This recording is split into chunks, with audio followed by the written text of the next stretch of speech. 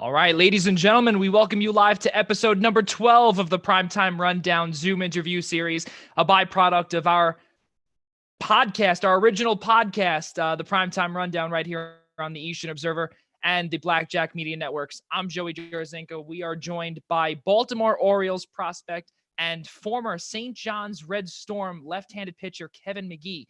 Kevin, I do apologize, and I said this to you just about 10 seconds ago for pulling you in on a gorgeous, gorgeous Thursday evening, and it's been a long time since we've had great weather.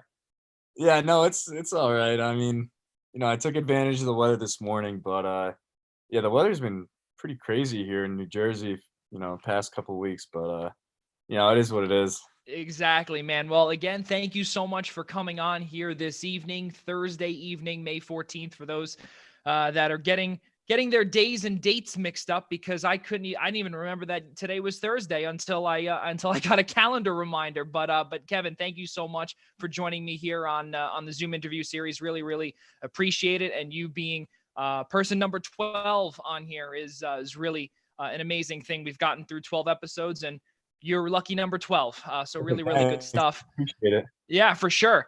So as Kevin did say, he is in New Jersey. I'm here on Long Island. And how are you and the family doing during this quarantine right now, Kevin? We're hanging in there. So right now it's just myself and then my parents. I have an older sister, but she had moved out, so she's on her own. But everything's been going fine. My dad's retired and my mom's a teacher.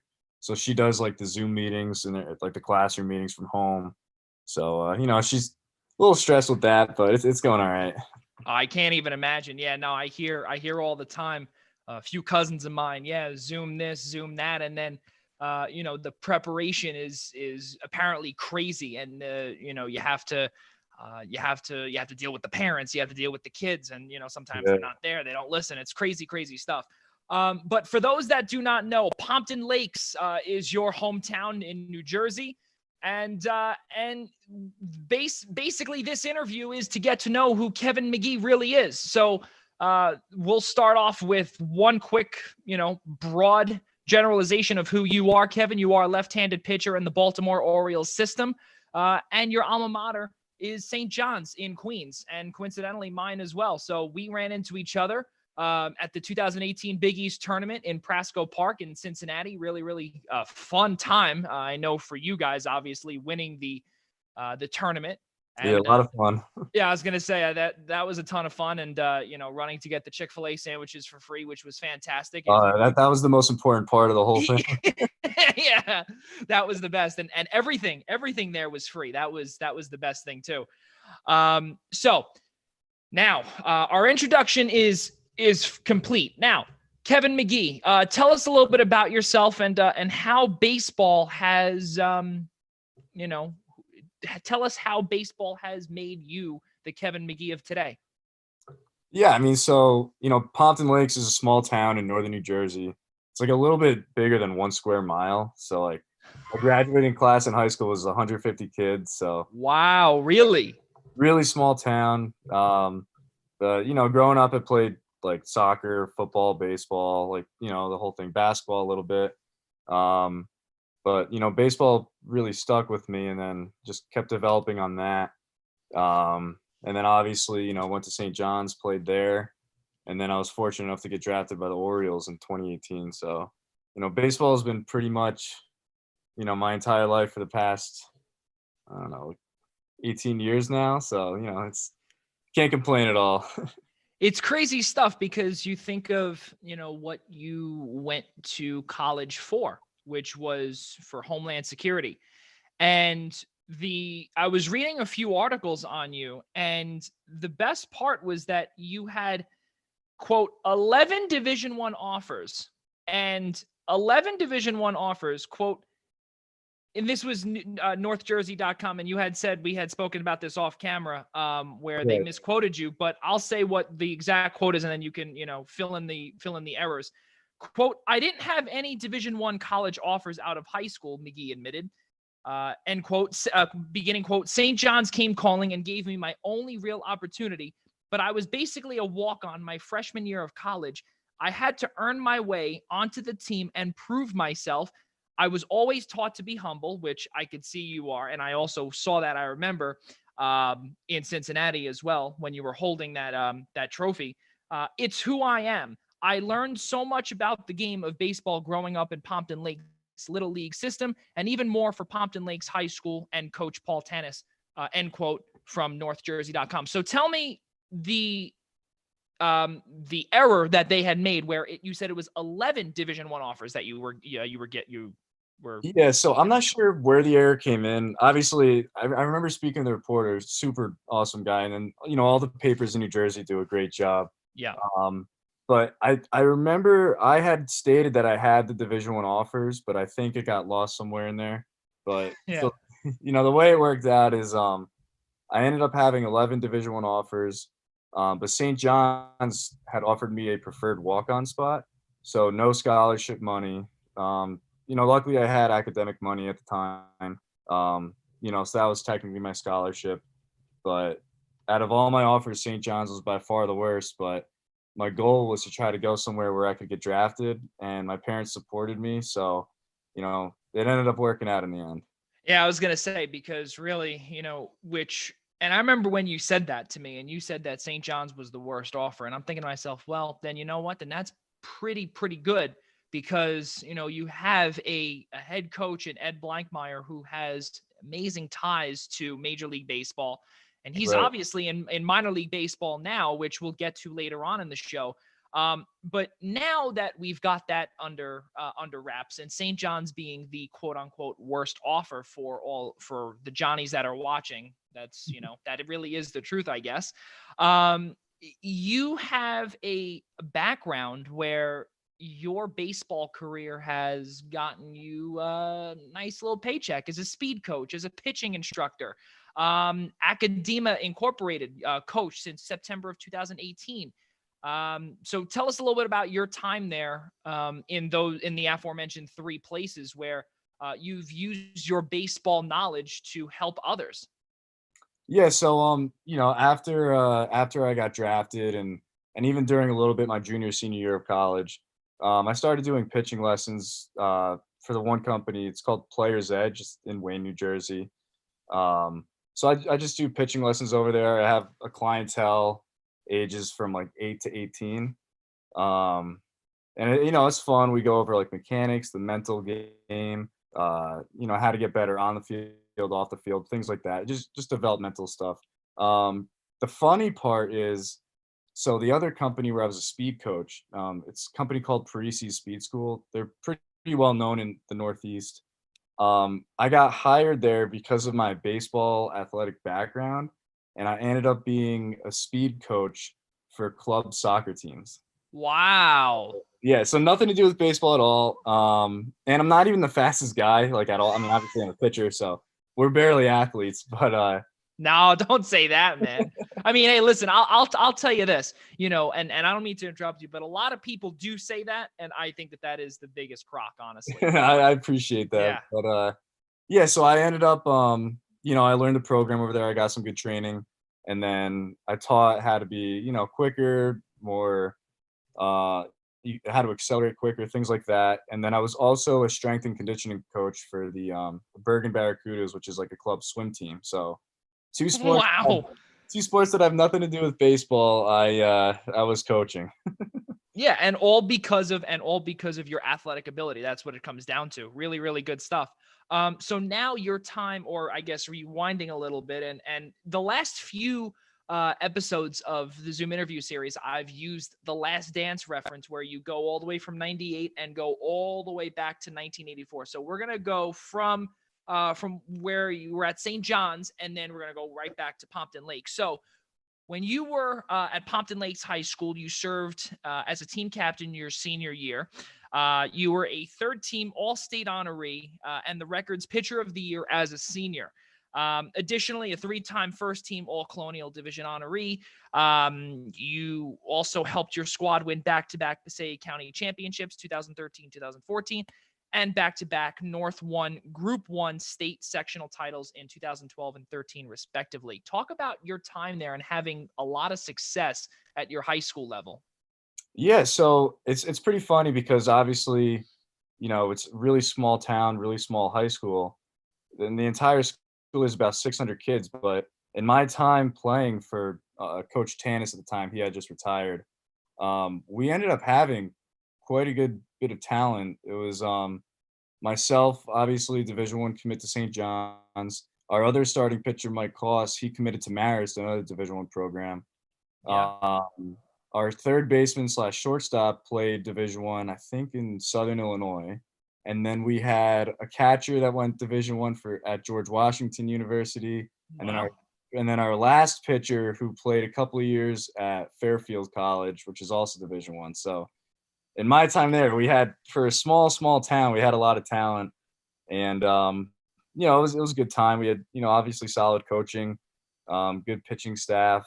All around was just good team chemistry. It made the game a lot of fun. Say one Big East school from you to two MAC schools, and I believe George Washington in the A10. So really, really good stuff.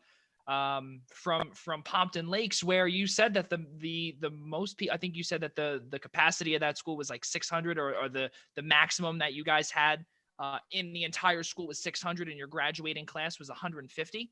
Yeah, I think like the exact numbers, I'm not sure. I think we had graduated like 152 in my class, Wow. and yeah, we just for some reason I don't know what it is. We do a good job with baseball the program. Being a small town, we take a lot of pride in that. So, our coaching staff really did a good job when I was there, getting everybody ready. Making sure everybody stayed healthy, and they obviously help a lot with getting seen through college recruiting. Yeah, I was gonna say, especially because of the aforementioned stats that I brought up earlier.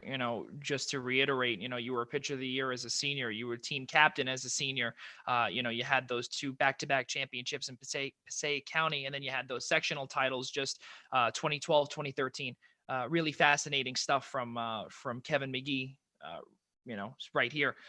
So in your 3 full years as or on the boys varsity level, you went 27-4. 27-4, ladies and gentlemen. You only had 4 losses, 1.26 ERA, 289 strikeouts in 182 and a third innings pitched. You can't say that without wowing. And when you made the switch from, or not even the switch, when you graduated from high school and moved over to the NCAA level, not only just any random program, but a storied program such as St. John's, with head coach Ed Blankmeyer at the helm, coaching you, Kevin Magee. Did you think it would be possible? I mean, it was kind of a long shot. So, I mentioned that I had the 11 Division One offers, but the reason that St. John's wasn't too big on me at the time was I didn't really throw that hard. I mean, when I committed to St. John's, I was only throwing 79 to 82, Right. which is, that wouldn't fly at the Division One level. But they liked me because I was able to put pitches where I want. So I think they saw me as a Mm-hmm. developmental player. Yes, sir. Um, That's right. yeah, exactly. So, and obviously, I had better offers, but I knew, with Coach Blankmeyer and then Coach Mascara, the pitching coach at the time, I knew that, they were the top tier. I mean, Coach Blankmeyer's in the College Baseball Hall of Fame. And he probably taught me more about how to be, a young adult off the field than even on the field. And even to this day, I probably get a text from him once every couple weeks, just checking in. Um, so I knew when I committed, it was going to be hard, and I really had to prove myself. But luckily, after my freshman fall, I broke the starting rotation as the Sunday guy, and that was all she wrote. The rest is history, as they say. Really, really good stuff, because we'll get to the 2018 season later on, and we all know how that ended. And I actually have the score sheet from when you pitched, and the in my scorebook, it's phenomenal stuff in your last Big East last Big East outing Thank of you. your college career. Really, really good stuff. So your success at the high school level. I mean, I think it's pretty obvious, as what you've said thus far, but I'll still ask it anyway. Who do you attribute your success to early on? So early on, it definitely without a doubt my parents, and then I had a pitching coach growing up as well. His name's Keith Stamler. He ended up making it to AAA with the Rangers. Got released, so he became a pitching coach. But definitely my parents. They looking back at it, they really sacrificed a lot to give me the opportunities that I had. So I kind of contribute my hard work now to kind of repaying the sacrifice that they gave me, because my dad would come home from his 9 to 5 job and eat a quick dinner, then drive me 45 minutes to pitching lessons, stay there for an hour, drive me 45 minutes home. So they sacrificed a lot, obviously, with the travel and everything too. So it was definitely my parents that really believed in me from a young age. They always told me, someone's got to do it, because I had always said, hey, I want to play on TV someday, and they're like, well, someone's got to do it. That's So true. Yeah. And not only that, but you were also able to have that, because not a lot of people are, exactly what you said, come home from 9 to 5 job. Normally it's dinner time and all right, well, forget it. But yeah, there was something there. And he saw that you had the capability of becoming a professional pitcher in Major League Baseball. You're on your way there, Kevin. Really, really good stuff. thank Yeah, of course. And from what we've seen so far, your time with Aberdeen, we'll get to those numbers in just a few moments. But again, as we're trying to stay in chronological order, but we're doing the best we can. Now, your time at St. John's, this is where we're going to start. So, your major was Homeland Security. So, additionally, I guess your goal, or you were about to, or you were putting in an application to work for CBP, Customs and Border Patrol, following your time at St. John's. And just before the phone rang for you was Scout Dana Duquette, who, by the way, for those that are not or that are watching and are New York Professional Scout Association members, Dana Duquette is one of ours and a Baltimore Orioles scout. So, walk us through what you were originally going to do following your time in Queens. Yeah, so I graduated with a degree in Homeland Security, and during my senior year, my senior season, I was actually going through the hiring process for Customs and Border Patrol, and so I would actually, Coach Blankmeyer would let me leave practice so I could go do a physical here, a fitness test here. He let me leave one time. I had a 6-hour written test for CBP, Wow. and he was Six like, "Look," hours. Oof. yeah. So I did okay. But he had no problem. He's like, look, I understand there's life outside of baseball. So I ended up getting hired by CBP prior to graduating. And then when I got home and the draft was coming up, and I was looking on usajobs.gov. That's where all the Homeland Security stuff is posted. And there was an application for Immigration and Customs Enforcement for their Homeland Security Investigations Department. And that was my dream job. There's a couple professors at St. John's that really turned me on to that. So I'm like, finally, the application's open. I'm going to apply. Hopefully I do well. So about halfway through the application, I'm just typing on the laptop, and we have the iPad set up, which was watching the draft. And it was a little delayed because our Wi-Fi here is like not the best. But Yeah. I'm filling out the application, and all of a sudden I get a text from my buddy that says congrats, and I'm like, what is he talking about? And then a bunch of people start saying congrats, oh my god. And then it finally popped up on the iPad that I was drafted. So instinct, I just immediately closed the laptop, didn't finish the application for Homeland Security investigations, and then just celebrated with my parents for a little bit. That's crazy. You see, things really happen in mysterious ways, because all of a sudden you're filling out a job application, and then all of a sudden you get this alert where, your name pops up. And your name pops up, and you got drafted in the 9th round of the 2018 Major League Baseball draft by the Baltimore Orioles. And currently, you've played in the Gulf Coast League with the Orioles, and then now in the New York Penn League with the Aberdeen Ironbirds. amazing stuff. And I want to, you know what? Forget chronological order for right now. I want to know your time. Yeah, because you know what? Screw it. I want to know your time with Aberdeen and just in general, your overall thoughts of becoming a professional pitcher. How is it different from college? So the only thing that's really different about baseball, the higher up you get, and I tell this to my clients too, the only thing that changes is the speed of the game. So, guys throw a little bit harder, they run a little bit faster, they hit a little bit further, but it's still the same game. And luckily, Coach Blankmeyer, he tells us every year, my goal is to get you guys drafted or put you in the best position to get drafted. I So think he did a good job there. exactly. So, I mean, if you noticed, he tries to bulk up our schedules quite a bit. So we play the top tier teams. And it's because of that I think I was pretty prepared when I did go to Aberdeen. So the change of the pace of the game was a little bit higher, but the preparation was definitely there. Thanks to the coaching staff and, the discipline they instilled in us and, all of those things. But Aberdeen was an absolute blast. The Orioles organization is a lot of fun. Obviously, the big league team's struggling a little bit, but I'll tell you what, we have some absolute studs in the farm system right now, and we got a pretty solid new front office.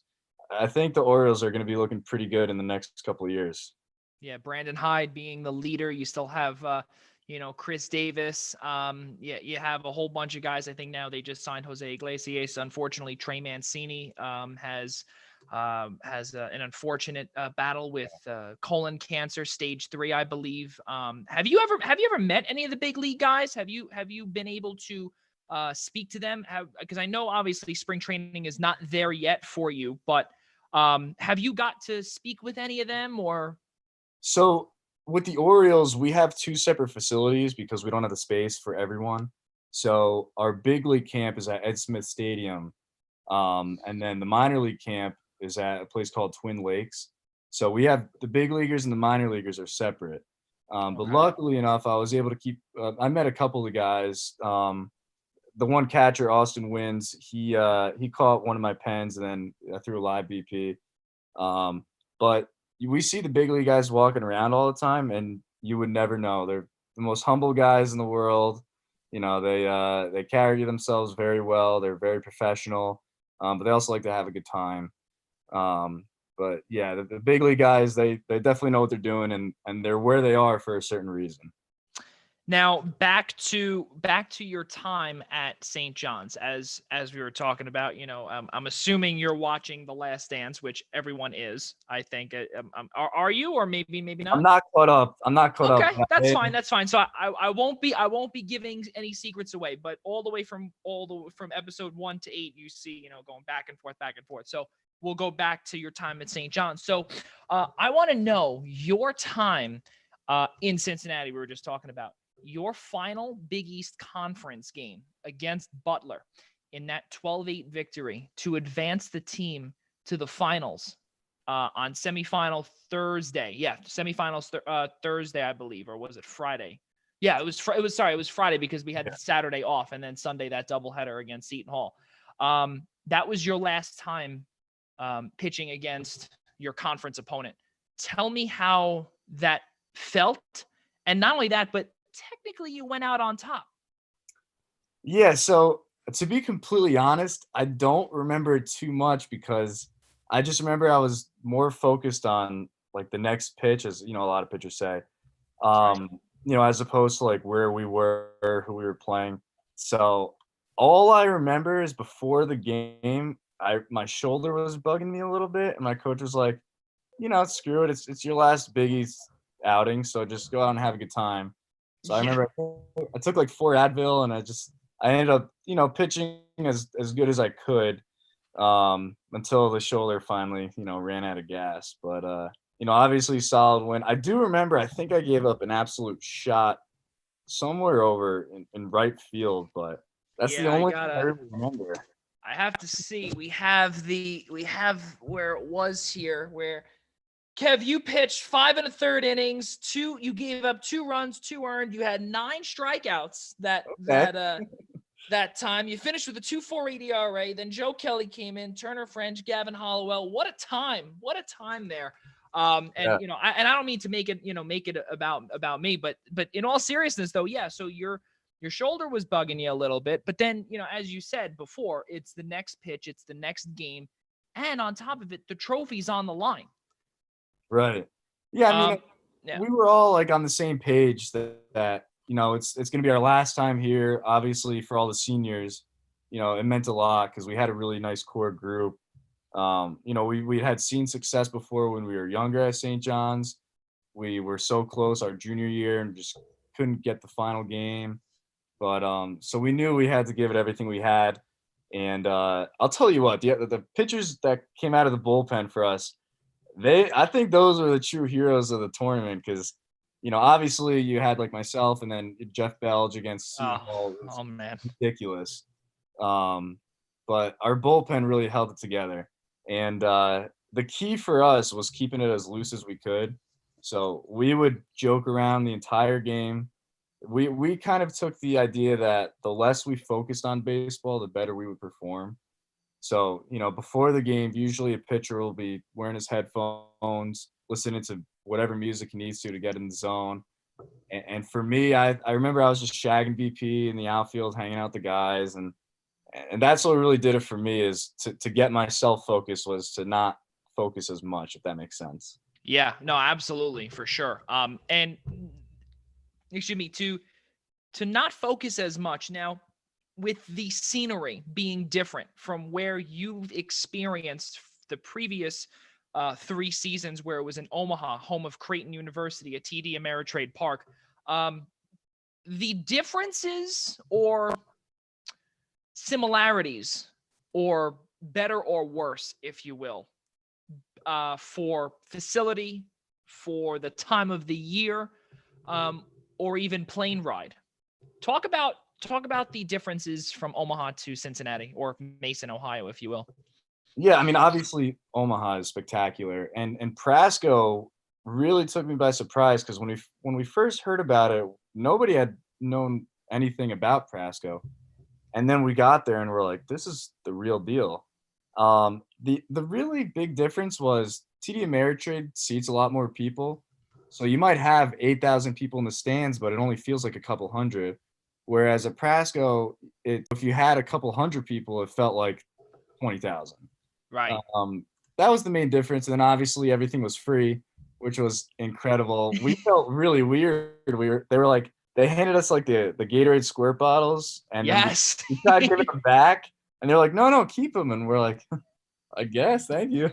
yeah. And then obviously the Chick-fil-A, I mean, you couldn't beat that. What are you gonna do? or the platters of food that they would just give, continuously give, and it was incredible. Absolutely crazy. Yeah. So that's good because I honestly have never been to Creighton University and to Omaha, so I don't know that. That was not only a question for the viewers but also for me as well, because everyone has always said, actually, a former teammate of yours, Alex Katz, who I know as well. And I remember I had asked him, he's actually going to be on this show in a few weeks. But I remember I had asked him the first time I met him about a couple of years ago, and I said, what's the deal with Omaha? Why does everyone keep saying you got to go to Omaha? You got to go to Omaha. And not only for basketball, but for baseball. Not only because Creighton is so good at baseball, but also because of the ballpark. And that's really what I was looking for, because I really didn't believe it, because you're thinking, Kevin, well, you're going to Omaha. What is in Omaha? Well, so Omaha is a lot of nothing until you get to this certain part, and then you look up and you see the stadium, and it truly is incredible. It's I'm not sure how many it seats, but it's something else. The facilities are obviously top notch. They maintain the field like nothing you've ever seen before. Every blade of grass is perfectly trimmed. The bullpens are stellar. Even like everything down to the music is timed perfectly for the walkouts and everything. It's really, they do an incredible job. But it was a little weird because we would, after the game, we'd say, hey, how many people were here? And they'd be like, oh, there was 8,000 fans here. But because there's so many stands, Right. you really didn't recognize it. Yeah. So it really made it feel, like there was a couple hundred, which was fine because the less people to pitch in front of, makes it a little bit easier. But yeah, you definitely have to experience it. It is incredible.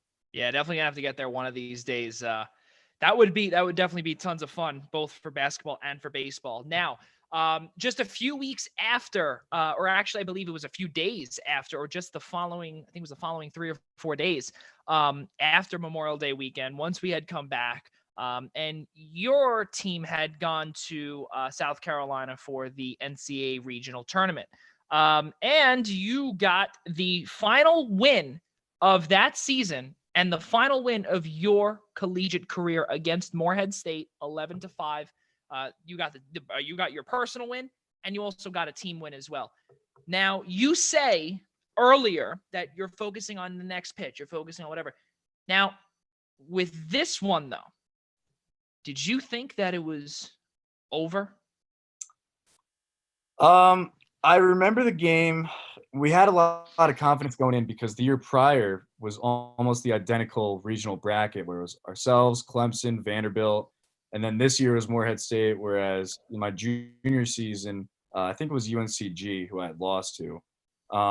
So Coach Blankmeyer's like, "Hey, you're getting the ball against Morehead State."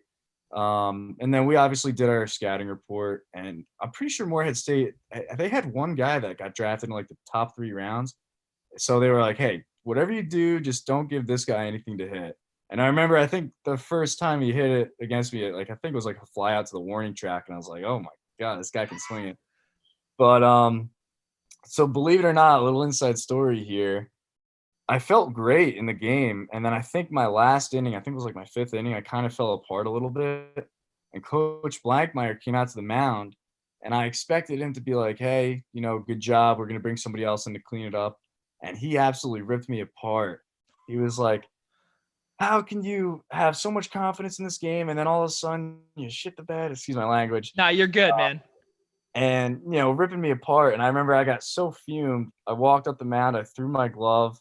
My teammates had to calm me down. And then after that inning, Coach Blankmeyer came up to me and hugged me. He's like, I'm just trying to support you. I was like, I know, I literally just ran out of gas. But that's what I remember most. And then what was the final score? I think it was like, what was the It final was score? 11-5. 11-5 was 11 the to final. 5. So I remember the offense came alive in that game. So it's a lot easier to pitch when you have a lead, obviously. So it was a great experience, and I finally got my win in a regional game, whereas the year prior I'd gotten the loss. So it was nice to get that win. Now, and I know to keep going back to the college time, it's whatever, but now following the Clemson game, you guys lost. It was the final game of many, many careers. Yourself, Luke Stamfel, John Valenti, so many other guys that I can't even name. Jamie Gallazin, I believe, as well. Just amazing, amazing players that I've mentioned, and including yourself too. 9-8 was the final score, and you were one run away from tying it. Now, at that point, you a part of the team, Kevin, does it sink in right away that you may not get drafted, you may never play a game of competitive baseball again? At that point, no. All I remember was I was in the dugout, and I think the last inning, we just needed the one run to tie it. And I think we had two flyouts to the warning track, and then another flyout to like deep in the outfield. So I remember I just put my head down a little bit. I walked out. I think we shook hands with the other team. Um, and my main focus, I was just trying to keep my composure, especially for the younger guys on the team, to just be like, hey, even though we lost, look at what we did. Being a Northeast team, not getting the opportunities as the Southern teams, and we were one run away from making a regional final.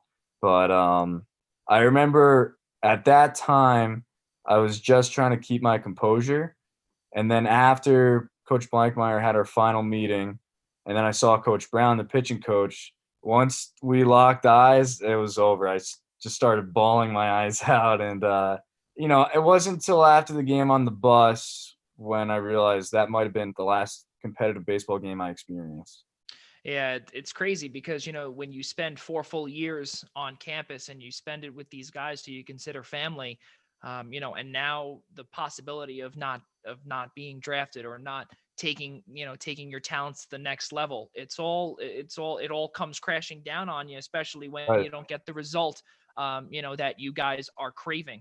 But that year, for those that do not know, Kevin, your strikeout to walk ratio was ranked 24th, 6.13 in the entire NCAA, and your 92 strikeouts is 10th on the St. John's single season record list. And boy, are there a lot of pitchers on that list that we can name that have gone on to have pretty successful careers in the major leagues. So as we said, Alex Katz, not in the major leagues yet. Frank Viola, Craig Hansen, a lot of good players, and you are on that list as well. So that's a phenomenal job.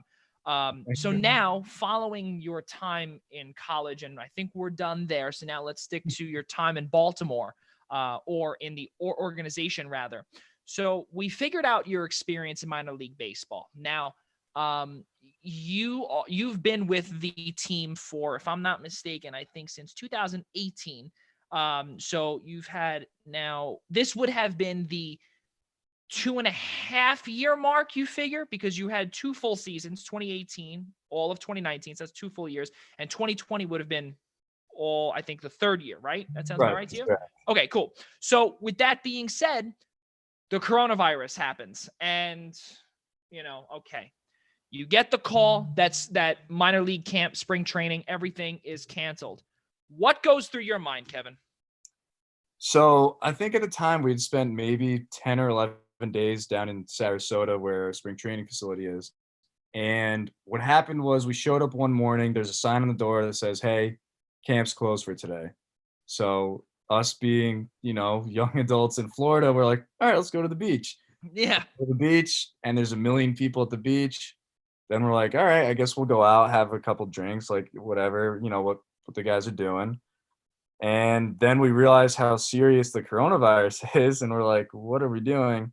Um, we got a text that says, pack your bags. You guys are going to leave tomorrow morning at 8 a.m. And that's when I realized, okay, this is pretty serious. So we packed it up, and then I drove. I finally decided to drive to spring training, and of course I had to drive all the way home. So it was, 24-hour ride I had a lot of time to myself. So but that's when I realized it's pretty serious. We had originally thought it was going to be like a couple weeks type of thing, and then obviously here we are now. But it's just sticking with the grind, I guess, as they call it, for training and everything like that. Right. So, and that was actually the next question, which is a perfect segue. Thank you, Kevin, for doing that, because my segues have been, in the negatives in terms of ranking. Now your workout regimen now with the Orioles and with Aberdeen, because you're home and you're inside right now. So, looking back and what we were talking about actually off camera, or I think it was actually earlier in the show. God, I'm losing it. In the beginning of the show, we were talking about the weather, and April was a rough month. Yeah, I couldn't believe Obviously, it. right. Obviously, they say, April showers bring May flowers, but that was a lot of showers. Now, how do you stay mentally up to date, or up to par mentally, if you will, when you can't go outside, or simply enough, you don't have the facilities, because not only are they closed, but also because you don't have the room in your house? What do you do, and what do the Orioles have you doing, in times like, like a gorgeous day like today, or on a rainy day like the whole month of April? So the Orioles have actually done an outstanding job as far as preparation. I think we're one of only maybe like 4 or 5 teams in all of Major League Baseball that we have regular Zoom meetings, either every other day Uh, we have yoga sessions every Tuesday and Thursday through Zoom. We have mental health experts that we learn how to deal with adversity, discipline, things like that. So the Orioles have been really on top of everything. We get a survey every day of how our body's feeling, what we've been eating, what soreness we have, just so that the trainers can have some feedback. And then the strength coaches give us programs through this app that we have. So we have everything we need to succeed at home, and it's all thanks to the Orioles preparation. But the issue comes in, we have guys all over the country. So some guys, maybe like out in Arizona, have more access to facilities than guys like myself or other guys on the team from Long Island or, upstate New York. Um, but for us, I kind of take a little bit of pride in being from the Northeast because even though it was freezing in April, I still went outside to throw. If it was like 35 to 45 degrees, that's all we knew at St. John's. So it was just go out, wear your beanie, wear your sweatshirt, and throw as hard as you can.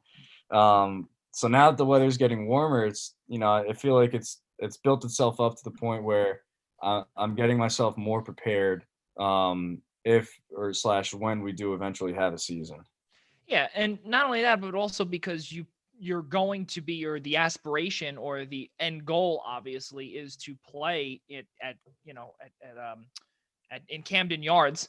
And when you eventually get to the big leagues, there could be times when in late March for opening day, you could be you could be pitching, I don't know, you could be the number 2 pitcher, you could be the number 3, or you could potentially be the 1, and you could be pitching opening day when it's 30 degrees and potentially snowing in Baltimore. Right.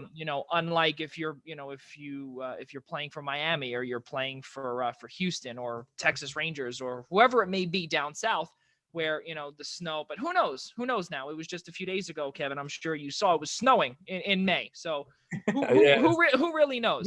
Yeah, that's what I'm saying, So it's, one day it's 80 and then the next day it's 20. So who knows? So just to wrap that up here with Aberdeen, your time with them thus far, a combined 8-7 in win-loss column, and then your ERA in 2018 1.51, and then most recently in 2019 a 2.04 ERA. Really, really good stuff. Low numbers. Really like Thank that, you. Kevin. And then also your time in 2018 in the Gulf Coast League with the Orioles, 3.86 ERA, with two appearances, two in the third innings pitched, 1 earned run. That was a home run and a walk. So again, good stuff as you keep moving up the ladder. For those that do not know, Kevin Magee was one of 6 St. John's Red Storm to be taken in the 2018 draft. Michael Lopresti, round number 18, Pittsburgh Pirates. Second baseman Josh Shaw. In the 19th round, St. Louis Cardinals. Third baseman John Valenti in the 21st round. Outfielder Jamie Gallazin in the 22nd round, Chicago Cubs. And catcher Rob Baselli, round 37 for the Cincinnati Reds. And how fitting is that when Rob Baselli was suspended for that game in 2018, and he was drafted by the hometown Cincinnati Reds then. I know. Crazy stuff, man. It's crazy. It's a lot of guys, everyone that got drafted that year definitely deserved it, more so than myself. I mean, if you look at a guy like John Valenti, it's nothing but hard work, discipline, going through adversity. He's probably the most humble guy I've ever met. And he's just one of the most talented players. Even guys like Lopresti, Shaw, Gals, and all of them is everyone deserved to get drafted that year. That did get a look. Now, so now we spoke about the quarantine. We spoke about how you're doing with that in terms of getting the instruction from Baltimore and from the minor league camp and your instructors and etc. But now I want to know your advice that you would give as a team leader that you are, for those that are just tuning in now. Pompton Lakes High School, 4-year letter winner Kevin Magee was a team captain in his senior year. And now I want to ask him the hard question of being that team leader. Kevin, what would you say to those that are battling with, thoughts about, well, we're not going to ever make it to the big leagues. We're not going to be able to do this because, well, we can't go outside, or we can't go to the park. We can't go to, we can't even have a little soft toss because, the parks are closed. What would be your advice and I would say, yeah, let's stick to advice to those young athletes and aspiring players, whether it be Major League Baseball or even any sport that's out there right now? So for me, I try to find the positive in every situation. So I look at this current situation as a chance for athletes to grow and develop outside of the box. This is the perfect example of how to operate through adversity, where you kind of find out what person you are. Um, there's a lot less going on, so you could stay up later. You don't have as many responsibilities. Can you still find the discipline to wake up early? Especially in New Jersey or Long Island where it's cold, do you still have the discipline to wake up early, go for a run, be able to throw outside? If it's, soccer, you get kick outside, any sport. For me, the best advice I would give is find the positive in every situation and remember what you're working towards. Because a lot of time like this, you kind of forget um, what you're working towards and how hard you want to work for it. So for me, there's one quote that I always say in my head after I had watched this video about a guy named Inky Johnson, former Tennessee corner, and he had said to honor the sacrifices that others had made for you. So for me, all the sacrifices my parents had made, my family had made just to get me to the point where I'm at now, I look at this opportunity to, well, okay, maybe I can't go outside to throw today. What can I do to make myself a better person? What can I do to make myself a better player? What can I do to make myself a better boyfriend, a better student, et cetera, et cetera? Um, that way I'm able to fill up my day. And then at the end of the day, I could look in the mirror and say, I did something positive today and I made myself productive. Yeah, that's the biggest thing, is to stay productive and to stay positive. It's very difficult, as we just said before. It's now with everything going on, you do what you can. So now that you brought up basically, the advice to some of those. Now, for not only myself, but for the viewers out there and for those that are the aspiring ball player or hockey player, whatever it may be, walk us through a day in the life of Kevin Magee during spring training.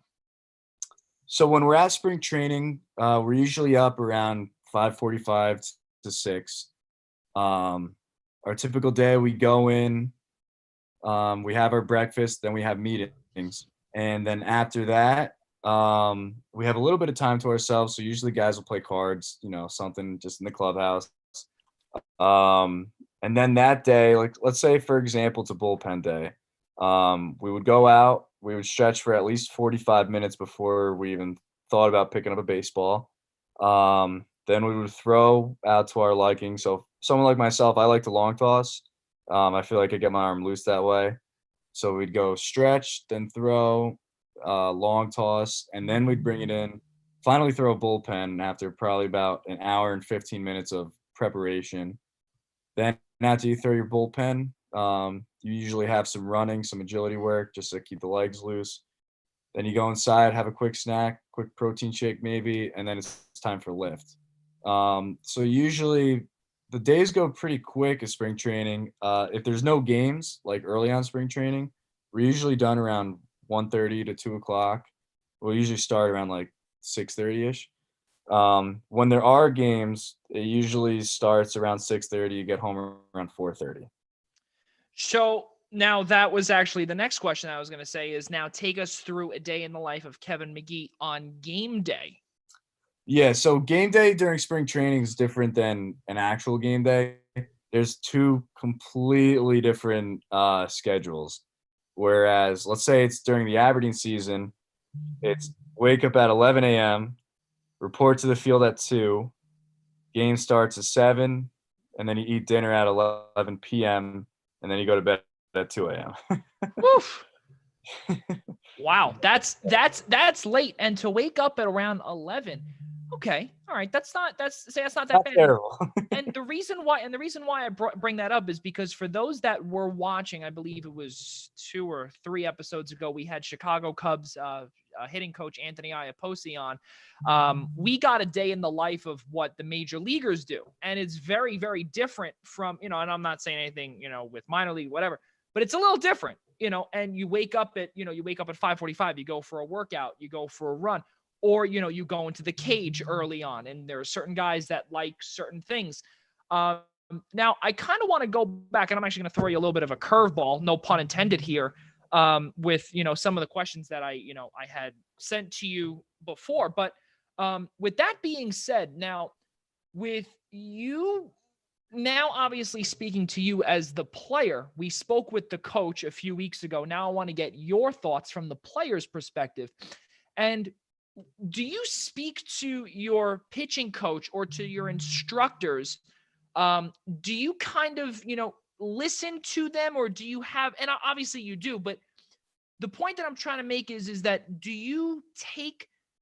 how do you communicate with them, let's say on actual game day, like during Aberdeen season?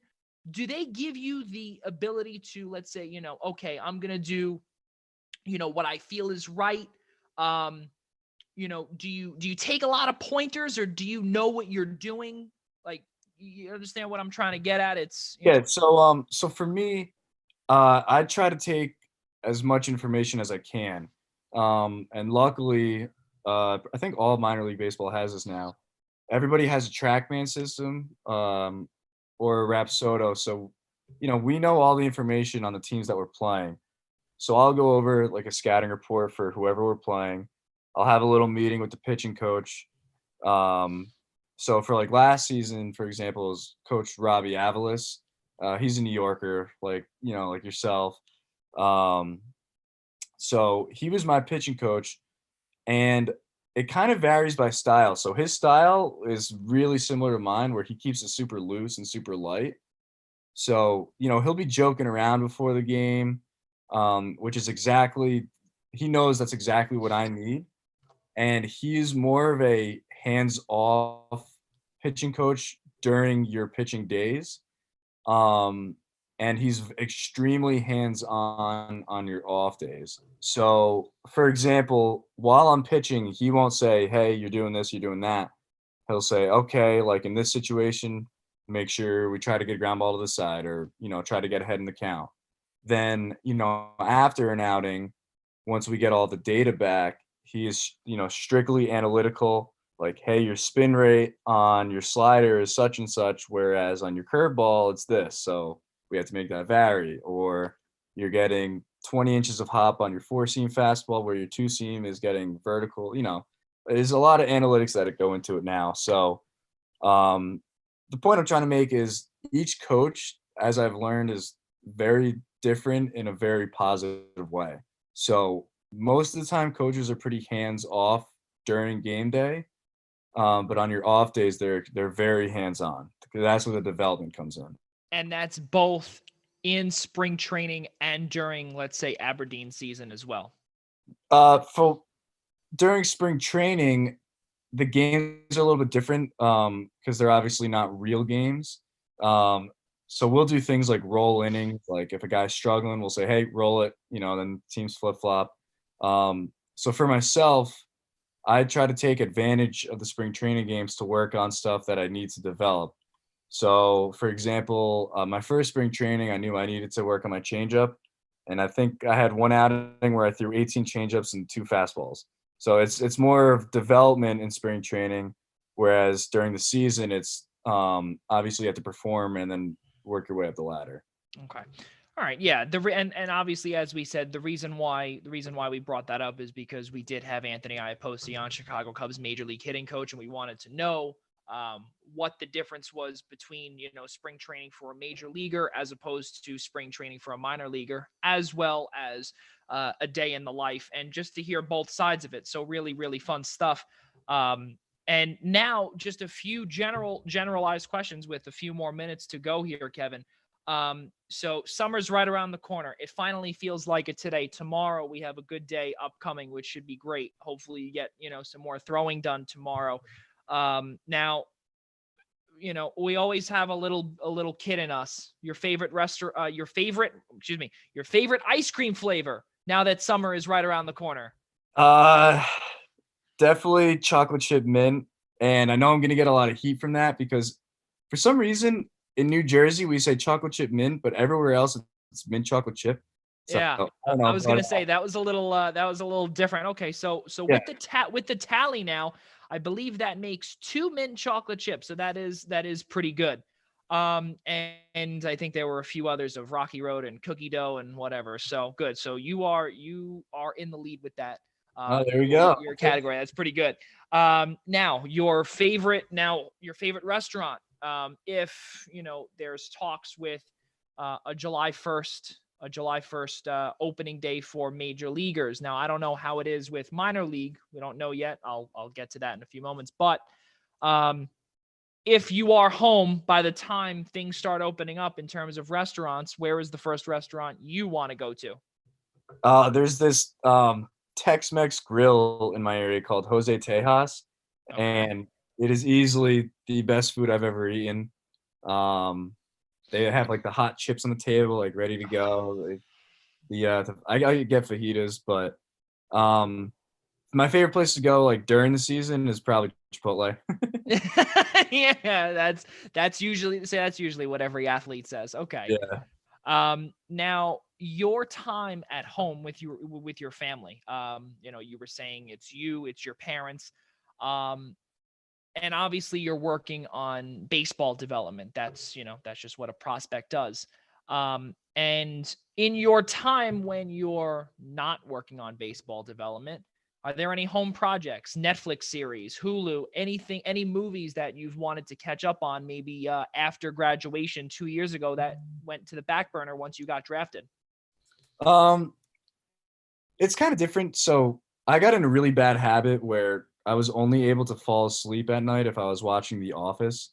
Oh. So I've seen that show. I've seen that show probably like 20 times all the way through. So I've been using this time to get out of that habit.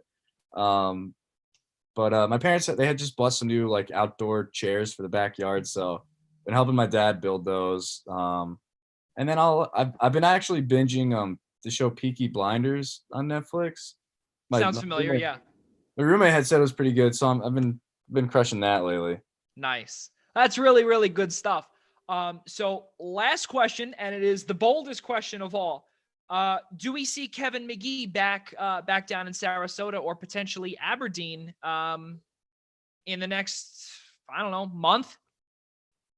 I'm gonna go out on a limb and say there won't be any traveling minor league baseball, but there will be minor league baseball at the spring training facilities. And I'm gonna guess either late June or early July. That's my bet. Okay. Well, I'm sure obviously you are itching to get back out there onto Yeah. the mound because that is simply who you are. You're a baseball fiend. And on top of it, hell, there's no more CBP for you. There's no more Customs and Border Patrol. There is now Baltimore Orioles pitching prospect Kevin Magee, as opposed to special agent Kevin Magee, and that has a pretty good sound to it, don't you think? Bad. It's definitely not bad. Yeah, there you go. But really, really good stuff, Kevin. I can't thank you enough for joining me here on this Thursday evening, 7 p.m. We've been on here for about an hour. Again, I do apologize for taking you out of such a No, gorgeous I really afternoon. appreciate you having me on. And Taking the time yeah, for the interview. I appreciate it. yeah, for sure. Thank you so much for allowing it, and the Baltimore Orioles organization for allowing this as well. So before we do go, just a little bit of closing credits and some tidbits here for the Eastern Observer and the Blackjack Media Networks. Episode number 26 of the Primetime Rundown podcast tomorrow night, Friday, May 15th, tomorrow from 6 to 8 p.m. Tune in tomorrow right here on the Eastern Observer. Episode number 13 of the Zoom interview series, Primetime Rundown Zoom interview series, begins or continues on Monday, episode number 13 with Jaden Daly, Daily Dose of Hoops. And that will be Monday at 6 p.m. Also, episode number 3 of the Essential Wrestling Podcast That will be on Tuesday, May 19th, starting at 6 p.m. right here on the Eastern Observer. For one last time here, that's Kevin Magee. I'm Joey Jarzynka saying so long, and we'll see you all on Monday when we have Jaden Daly right here on the Primetime Rundown Zoom interview series. We'll see you next time.